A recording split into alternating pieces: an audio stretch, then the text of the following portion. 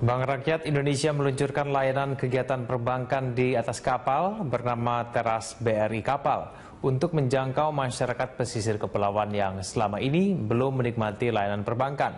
Peluncuran layanan baru ini dihadiri langsung oleh Presiden Joko Widodo. Dalam sambutan peresmian, Presiden Jokowi berjanji akan mendorong perbankan lain untuk mengembangkan inovasi dan terobosan layanan di wilayah pesisir. Upaya itu dilakukan seiring dengan upaya pemerintah membangun tol laut yang menghubungkan semua wilayah kepulauan Indonesia.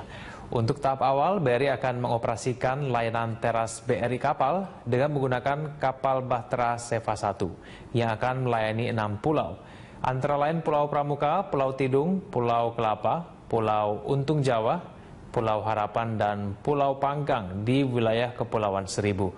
Presiden berjanji akan memenuhi kebutuhan perbankan untuk membuka pelayanan serupa di seluruh pulau di Indonesia. Saya akan terus mendorong agar perbankan yang lain juga dapat melakukan inovasi layanan kepada daerah-daerah yang belum terlayani, yang belum tersentuh oleh pelayanan perbankan, terutama sekali lagi, terutama di wilayah-wilayah pulau-pulau terluar dan di daerah-daerah perbatasan. Dengan terobosan dan inovasi yang dilakukan oleh dunia perbankan, tentu saja ini akan membantu pemerintah dalam rangka mempercepat pemerataan pembangunan di seluruh pelosok tanah air. Pemerintah akan terus mendukung langkah-langkah terobosan ini yang dilakukan oleh dunia perbankan untuk menjangkau kepulauan, dan juga ini nantinya akan juga mendorong industri perkapalan dalam negeri dapat berkembang. Dan dengan keberadaan kapal-kapal hasil produksi dalam negeri ini, kita nantinya sanggup memenuhi kebutuhan seluruh perbankan yang ingin membangun jembatan antar pulau untuk memberikan layanan di bidang perbankan. Presiden Joko Widodo berjanji akan membuat keputusan politik untuk menjadikan ekonomi kreatif sebagai pilar perekonomian nasional, karena industri kreatif memiliki potensi besar dengan laju pertumbuhan yang melampaui pertumbuhan sektor lain maupun pertumbuhan ekonomi nasional. Presiden Joko Widodo begitu terkesima menyaksikan pertumbuhan ekonomi kreatif yang mencapai 5,6%. Dengan kontribusi dan nilai tambah yang makin nyata setiap tahun. Karena itu Presiden langsung mengikat komitmen dengan para pelaku industri kreatif untuk menjadikan industri kreatif sebagai tulang punggung perekonomian nasional. Komitmen pengembangan industri kreatif yang hendak direalisasikan Presiden Jokowi antara lain membuat regulasi baru untuk meningkatkan kualitas perfilman Indonesia. Presiden juga berjanji untuk membuka peluang investasi sebesar-besarnya di bidang e-commerce. Sedangkan di bidang industri kreatif lainnya seperti teater dan seni pertunjukan, Presiden meminta pihak swasta untuk ikut membantu pembangunan gedung teater.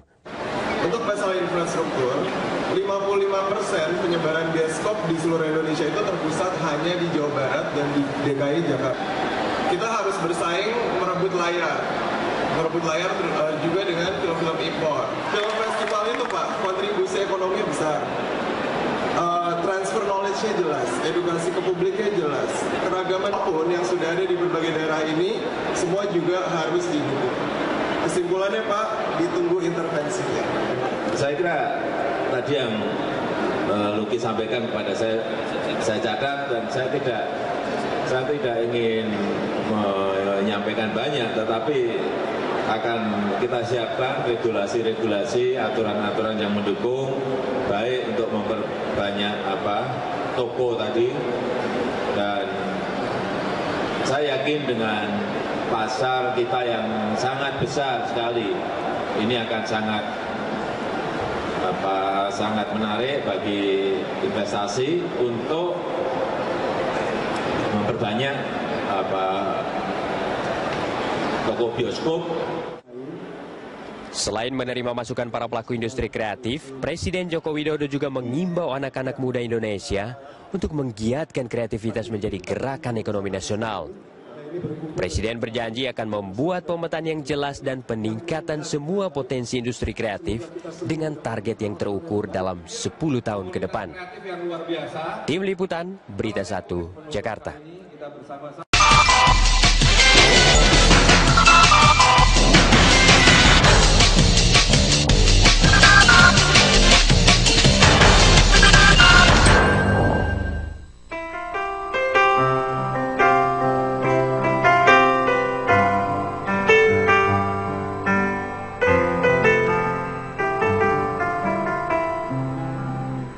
Mas, Ya, aku ngutang lagi dong.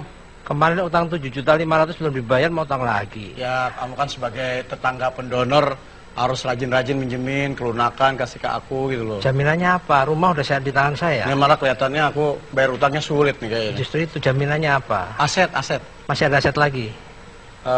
Oh iya, kedaulatanku juga udah aku gadein. Jadi apa yang saya pegang? Atau ini deh, satu deh. Tapi pinjemin yang terakhir nih ya. Kalau layak saya pinjamin. Harga diri. Emang punya harga diri sebentar. Supaya ini fair, saya coba panggil teman saya yang menilai. Kurator gitu. Kurator ya, Caca Aktuaria. Silahkan Mbak Caca. Menilai harga diri. Kira-kira layak didanain nggak? Berapa? Siapa mau dihargai? Berapa Bu kira-kira harga diri saya, Bu? Berapa ya?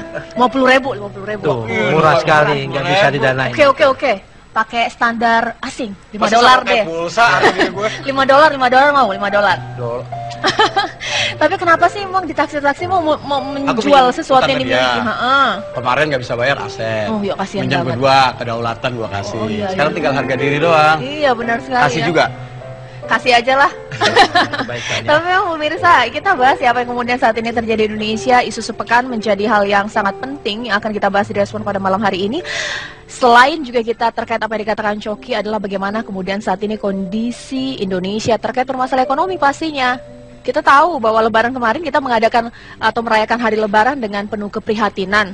Banyak sekali kemudian pada akhirnya para ekonom mengatakan bahwa daya beli masyarakat turun. Ekonomi Indonesia juga saat ini sulit. Padahal kita akan secara bersama-sama menyelenggarakan pilkada serentak 9 Desember nanti. Ini yang akan kita bahas. Tentunya narasumber pasti akan bisa menjawab. Di sini ada Bang Margarito Kamis ya, dari Pakar Hukum Tata Negara, dan juga Bang Desmond Mahesa, Komisi 3 DPR. Nanti kita tanya-tanya masalah hukum. Dan di sini ada Pak Kwi Kian-gi. Setelah itu juga pemirsa kita akan terlebih dahulu membahas sebenarnya bagaimana sih kondisi perekonomian Indonesia, berapa harga dolar saat ini. Ini dia informasi untuk Anda.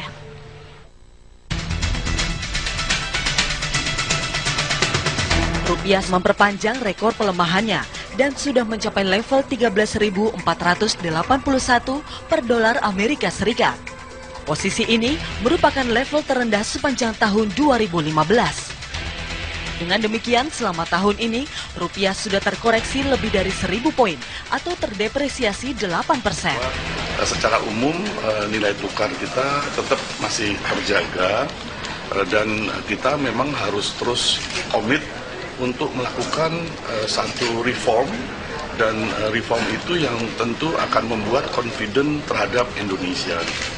Melesatnya pertumbuhan ekonomi Amerika Serikat ke angka 2,3% selama kuartal kedua tahun ini membuat dolar semakin kuat terhadap mata uang utama negara-negara di dunia. Ya pemirsa, pasca Lebaran kondisi ekonomi juga belum membaik dan diprediksikan akan terus mengalami sesuatu yang lebih buruk daripada yang kita bayangkan saat ini. Karena diprediksi dolar bisa mencapai angka 14.000. Mungkinkah ini terjadi? Pak Kwik, banyak yang mengatakan bahwa bisa jadi nanti dolar menembus angka 14.000. Analisis seperti itu mungkin terjadi? Oh, sangat mungkin. Alasannya ketika dolar bertahan agak lama pada kurs 9.000.